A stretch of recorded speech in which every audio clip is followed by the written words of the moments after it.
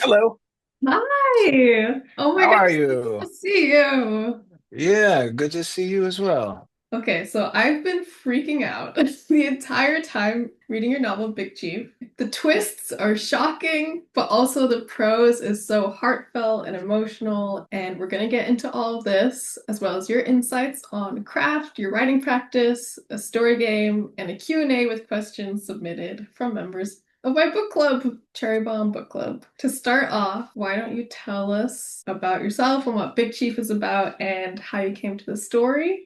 I'm Jon Hickey. I'm the author of Big Chief, that book that you're holding right there. I'm originally from Minnesota and Wisconsin. I've been out here in San Francisco for since 2009, so quite a bit of time, enough time to forget that I'm from the Midwest sometimes. Big Chief is it's a book about finding belongingness in a community that you feel maybe estranged from. It takes place during an election on a fictional reservation, and it's the re-election campaign of the young tribal president Mac Beck and his childhood friend, who's the narrator, Mitch Caddo, and they're both about 30 years old, and they're in charge of the tribe. But yeah, the election goes sideways, and Yeah. bad things happen. Good things happen too, but yeah, in general, that's kind of how I conceived of the book. I want to ask you some questions about your book to start off with. I made these cards to ask interview questions. How did your personal experience shape the story? It's a great question. There are certain parts of Mitch, the narrator, that maybe mirror my own experience in terms of feeling distant from this tribe or this nation. That's always been a part of my life. It's always been a part of my identity. I know where I come from. I know where my family comes from. I know where my ancestors come from. We'd go and visit the reservation pretty regularly. But because I never lived there, there was always a barrier. There was always something that kept me a little bit distant from that identity.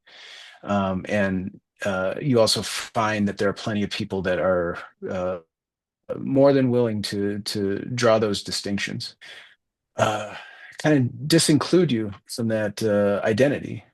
And that's always been something kind of painful and something that I've tried to reconcile because it often feels like a rejection. It feels like you've believed this part about yourself for so long, but there are these people that will tell you that, that was entirely wholly invented, but it's not true, right? So like you're living in that sort of existence where you feel the need to prove yourself, Mhm. and you need to prove why you belong or to prove your heritage. So I start with that, and I take a character who has maybe different ambitions than I did. Mitch is a law school graduate, and Mitch, has this idea that he wants this career in government. He wants, to be near the in the halls of power, basically. And I've never had those ambitions. I'm like, I don't want Yeah. any part of that. I took a character who I suppose would do things that I would not do. And one thing that he does, we find him in the beginning, is that he's essentially taken over the government of this smaller sized reservation, which I don't have time to do. But like it's his way of, grabbing onto that connection. I think his solution to that sense of disconnection is to make himself invaluable to the government of the tribe and to regulate it and to call the shots, basically. And what he's finding in the beginning is that it's not enough. It's not addressing the actual need, which I've come to understand is more spiritual. It's something that can't be replaced by this quest for power. And yet he continues to try to fill this spiritual void within himself with the trappings of power. It's him being dishonest with himself about what's really going on with him. Yeah, getting to hear more details about the nuances of Mitch's behavior and found it really interesting and also relatable. The book is about what it's about, tribal politics, like as a backdrop. But I was really hoping for something that was universal, and I feel like that spiritual void part, that quest for belongingness is definitely a universal thing. And it's Yes. definitely not specific to, let's say Anishinaabe people or indigenous people as a whole. Like it's all of us. I hope, that we ask these questions of ourselves. Do we feel that? And then how do we go about it? How do we make ourselves whole? Okay, so how about the next question? The relationships that Mitch has with people are really important. Mm. His relationship with his mom moved me the most. When he would talk about her, I would just cry. I loved his relationship with his childhood love, Mm. Layla. And obviously, I just wanted them to kiss and Layla? live happily ever after, but maybe that's not how things can happen between them. Maybe though, maybe. I mean, yeah. How long does it take them to get back together? Yeah, it's a question I've actually been hearing a lot. What I was surprised, but when I'm going about on the tour dates and talking with readers is I've actually gotten a couple of requests for a sequel. And I never anticipated that, and I don't know if that's in the cards necessarily. It's certainly not in the cards in the very, very near future, but Mhm. um, I think enough people have asked, and I do wonder, whether going back, and especially in regards to Mitch and Layla and how they relate to each other. I don't want to spoil anything. I don't want to, say anything too much about the end of the book, but I think both possibilities are there where you can see that there is a path, Mhm. but a difficult one. I also wanted to make sure that at the end of this book, not just with Mitch and Layla, but like overall too, that there are these, rays of sunshine. There's Mhm. optimism, that it's not, just this dark, cold place. Mhm. That there's the possibility that, of deliverance, that they can be happy. There is, like you said, the ray of sunshine that I really liked. And it made me also wonder or want to hear you talk more about what role love plays in the story, familial and romantic. Yeah. I guess maybe how Mitch comes to understand how to love or feel love. I think that was the surprise focus of the book as I was writing it and putting it together. The book begins in my world of, like, writing it, with the subject of politics. It's something that I've always been fascinated by. I mean, we see how messy things are right now, to say the Mhm. least. I know that's really downplaying things. The way that I think about the moment that we're in right now is that there's this sort of replacement of politics. Excuse me, politics has replaced certain essential parts of ourselves. Mhm. One of them being, let's say, like having a spiritual or moral center. And this is a very sweeping generalization, but the way that people talk about politics, really resembles the way they maybe used to talk about religion. And the way that I look at it is that there's a lot of people looking for a political solution to a spiritual problem. And that's where we start with the book. What you have with Mitch is that he's somebody that, he's felt this estrangement, he's felt this disconnection, and that he's kind of discounted love as, Mhm. something that's maybe not for him, that he doesn't have the family. His father is not a presence in his life. His mother has died a few years ago. Relationships that have taken that place appear to him to be like kind of transactional and like political, right? Mhm. In that he's like looking at everything in that lens of power. So instead of looking at his mentor as like a father figure, he's kind of looking at him as like the either an impediment or somebody who's going to provide him with that power. Mhm. Um, and Yes, love has kind of like totally. left the equation at that point. And again, that's our starting point. That's what, that worldview has brought him to this point in the beginning of the book. And like I said, the surprise part of the book is that the shift from that political center as a subject, I think I felt like just like the complete absence of love. Like politics, I just feel like it's just like in some ways the opposite of it. And there was this natural attraction to going towards that light as the book went on. Mhm. So he's starting to make those connections again, and he's starting to let that love back into his life, right? That he's willing to accept. people's love of him because he's been rejecting it for so long. So I think it's essential. I think it's essential, and essential to the spiritual side of the equation. I'm writing this book that takes place in an Anishinaabe community. I was very careful in not falling into tropes, and falling into like stereotypes. And one of the things I was very aware of, hyper aware of, was I didn't want it to be like this ceremony or culture has cured him of his Mm. spiritual disease. Yeah.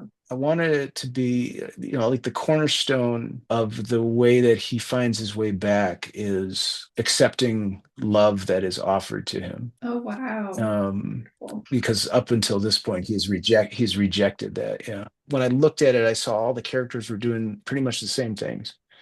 Just rejecting these things, or just, finding ways to put up barriers Mhm. between themselves and people who love them. I've always drawn to stories like that where it's characters who are missing that but figure out how to choose love at some point along the way. Oh, that's wonderful to hear. Wonderful to hear. Okay, well, let's go into our next segment. It is called Charmed by Craft. In this segment, we get crunchy about the mechanics of narrative storytelling. One of the finest qualities of Big Chief, in my opinion, is the clear narrative voice. And I think many writers would agree that voice can be a mysterious and elusive thing to capture. So I wanted to hear more about how did you develop and fine-tune the main character, Mitch Cato's narrative voice. I was going off of a couple of novels that I have very deep affinities for, and one of them is Invisible Man by Ralph Ellison. Kind of been one of the guiding stars throughout my career. I could go on about Invisible Man for hours, and I'm not going to do that. I might touch on it again. Specifically with this novel, I was looking for a model of something that was, in the same vein, and that was All the King's Men by Robert Penn Warren, which is considered to be like the American politics novel. What you have there too is that you have this really punchy first person narrator that just grabs you on page one. Mm. And when I started writing this one, I wanted something along those lines. So I was trying to find a tone that was, that matched, I guess. That wasn't like the exact same, of course. It should not be the exact same, should not be plagiarism, right? It should be, like it live on its own, but still maintain that kinetic energy. Like I said, it just barrels right through. Like from page one, it Wow. gets a reader to get you through like however many pages you're about to go through. You're Mhm. like, okay, I want to be at this speed. It will vary the speed. Yeah. It will not always be this fast and furious, because it's very hard to maintain that energy. But in the very first pages, I want somebody that's competent. I want somebody who is sharp, somebody who is very attentive and knows the in and outs of, what's happening, but is also an outsider Mm. to this world. Those were inspirations, and I spent a lot of time, like trying to find what that sounded like. So it was this sort of giving myself permission to be as florid and wordy as possible. Yeah. And what came out, was just like this big mess of stuff. But between the lines, I could find, okay, this is what I'm actually trying to say. It's not what I'm trying to sound like. Mm. But it took a couple of tries where you're like, don't worry about sounding pretentious, don't worry about sounding wordy, don't sound, worry about, making a fool of yourself because nobody's going to be reading these pages. I'll be reading these pages later on, but like, there's a certain permission that you have to have. That's my problem as a writer is being, overly judgmental about the stuff that I've just written. And so much about being a writer is about living with the discomfort of your own pages that are not up to your standard. We Yes. have our Oh my standards, and gosh. sometimes it's very difficult to live up to those standards that we've set for ourselves. Partly it's ego, partly it's like, I could never write these pages. I could never write these terrible pages. And for me in the process of some of these things is like I did write those, and there's nothing wrong with that, because how do we make it better? You Yeah. can't make it better if it doesn't exist. It has to be out. Yeah. You have to get it out somehow. So that was what, yeah, finding the tone was like. It was just a mess, and Mm. and a lot of that's, been worked over, so much. So here's another craft question. What methods do you use to plot your novel? The way that I've heard it talked, and I want to put a marker down on how I feel about this, people that like planners versus pantsers, Oh something yeah. like that. Yeah, yeah, yeah. I hate the terminology. I hate it. I Yeah. just I just hate the sound of the word. Yeah. I'm just gonna throw down the gauntlet here. I love Um, it. I do not like to plan. I do not like to have it all outlined out. I like to go back and see what I've written already. I write down in a notebook. So like it's just like a notebook full of like various notes. It's a mixture of writing down these things, these anchor points in the notebook, and then just over and over and over again, just reading it, rewriting it. I don't count rewrites. I don't count the times that I've, rewritten this book. Mhm. I feel like it's impossible to do because that's just the method of it is just like it's just going back, and re-experiencing it Yes. and making sure that it makes sense. That's so cool. I love hearing about that as well because I think there's a lot of myth around novel writing where it's like you sit down and then you start from the beginning and then you write it. My standard for a work of art is intricacy. Like Mhm. if you can go back to it and find some interesting little corner or nook or some motif or Mhm. something you didn't see the first time around. That if your return to the work is rewarded in some way, that's my standard of something that's good. Wow. And that's what I was hoping for. You have this book, and you can go back to it and find these things and find a new angle into it. Mhm. It's the big hope that I have for it. Amazing. Let's go to our next segment. Food for thought. In this segment, we chat about how you've cultivated your unique writing practice while writing Big Chief, while we both try your favorite snack or beverage you're loving right now to fuel your work. So, John, what are we All right. trying today? I knew this was coming, so I went down to the Rise and Grind coffee shop, which is down the street from me, and I got a chai tea with a shot of espresso in it. Oh, I got mine from a bakery. Perfect. Yeah.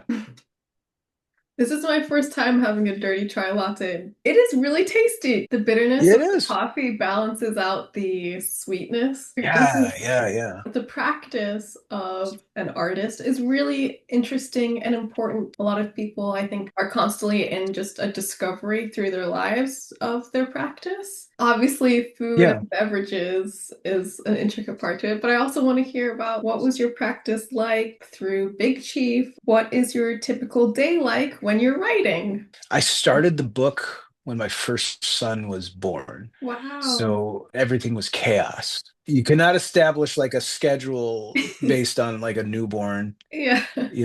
slash toddler. I found it very difficult to do that. Eventually, there's some stability that happens, and like especially when they start going to school, when the kids start going to school, it's like, okay, I know that I have this time. I better use it. Otherwise, in a couple of hours, I'm going to be dealing with homeworks or dealing with diapers or, doing all the stuff that you need to do. My wife works normal people hours, actual job.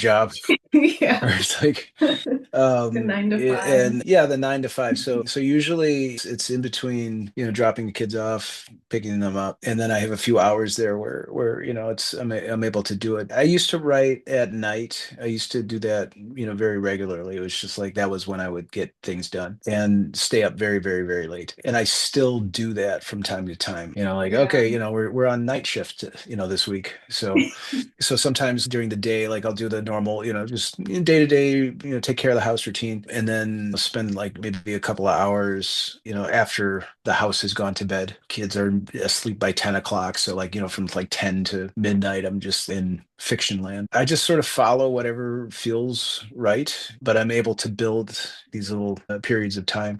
Follow-up question. When Yeah. you do get into your office, you have your time, how do you leave the real world and get into your world? Do you have a routine or things that you like to start with or think about? Sometimes it feels like you're tricking yourself into getting into the work. Like, because there's this sort of resistance to, just jumping into the cold water. I like to keep you can see the books are right here. There's always, sources of inspiration which are really, really close.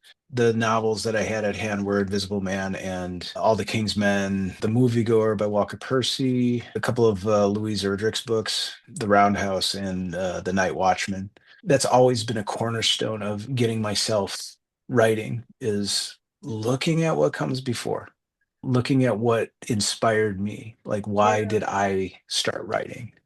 I have to have those things like close. Oh, I love that. Thank Yeah. you for telling us about your practice. The coffee is great. All of this caffeine is definitely going to help us for our next segment. This segment is called Build a Story. We're going to build a story with Jon Hickey. And in this segment, it's a low stakes improvised story game where we say a sentence back and forth to complete a quick, zany narrative. Oh, all right. And I'm going to start off with the first sentence, and we can see how fast we can build a narrative arc together. How does that sound to you? Uh, Somewhat terrifying, but you said it's low stakes. I think it'll be fine. I think it'll be great. In San Francisco, Danny was walking down the street on a cold winter day when he discovered a finger on the sidewalk. And he looked around, and there was no sign of a hand missing a finger, but it was just a finger that was lying on the sidewalk. He picked up the finger and put it in his pocket and walked down the street. But then he forgot about it because it was in the bottom of his pocket. So he went to the coffee shop to get a dirty chai, and sat down and forgot that it was there.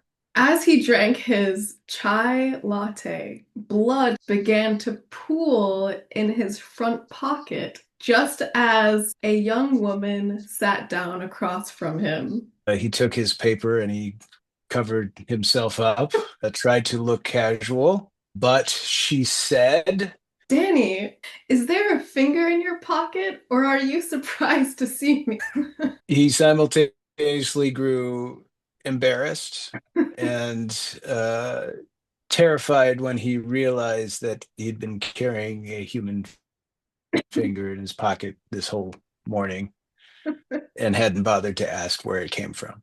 Later that day, he got a phone call from a mysterious man while he was walking back home from the cafe. I believe you have something of mine, the voice said. Danny hung up the phone in haste. He started running all the way down Market Street, down to the Fisherman's Wharf, where the docks spread out like fingers. Oh. Until he came to Pier 22, where a mysterious figure was waiting by the water. When he saw the mysterious figure, he knew this was the man on the phone call, and he approached ready with the finger in his hand. So it was you, the man said. It was you all along.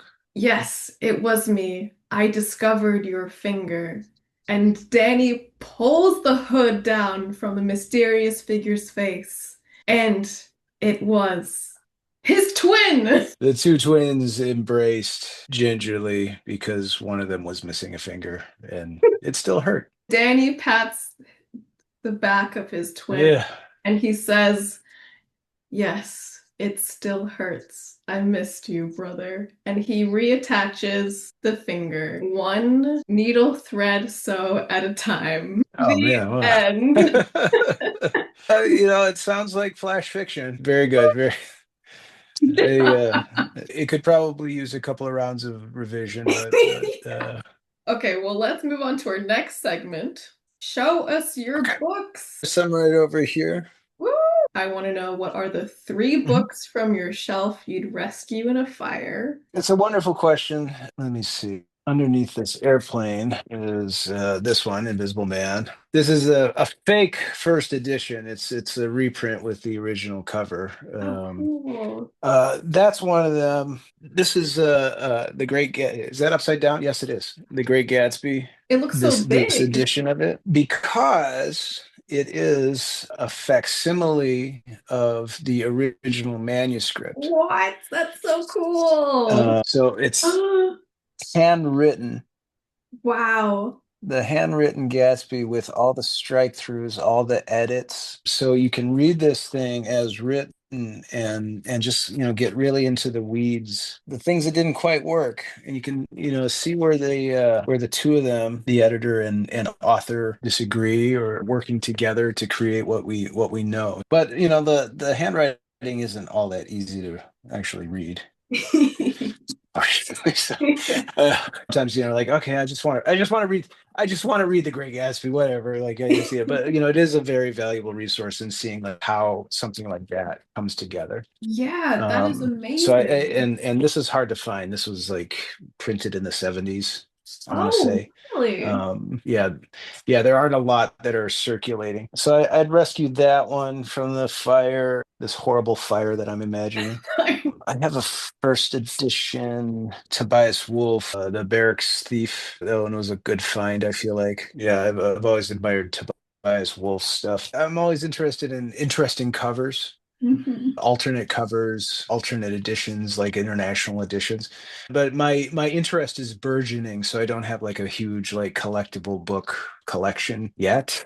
I feel myself like kind of like going towards those things, but those would be the three. Well, let's move on to our next segment. This segment is a Q&A with questions submitted from members of my book club. Thanks to everyone who submitted. Yeah, which is great. Exciting. This question is from Natalie. Which aspect of Big Chief did you find easiest to compose, and which aspect was most challenging? The voice was maybe the most challenging. Hmm. And I think another aspect of it that was challenging was coming up with a plot that held together, especially once, people's motivations get mixed into the into the thing. So, keeping track of what people are trying to get out of what they're doing. These are competing motivations. And when you have all of those things at once, it feels like trying to make sense out of the chaos. So that was probably the hardest part. I think the easiest part, I don't know, because like it's hard to say because nothing felt super easy. But maybe the thing that came most naturally was the ending, like surprisingly easy. Once the main elements of the plot and the goings-ons and what have you, once those were set, it seemed to lead to an ending that was somewhat inevitable, That's you cool. know, but not determined. Does that make sense? Yeah, absolutely. I Which feel like didn't make it easy. I found the direction, but like actually pulling it off was a challenge. Yeah, that's what I would say. very cool. Thanks, Natalie, for that question.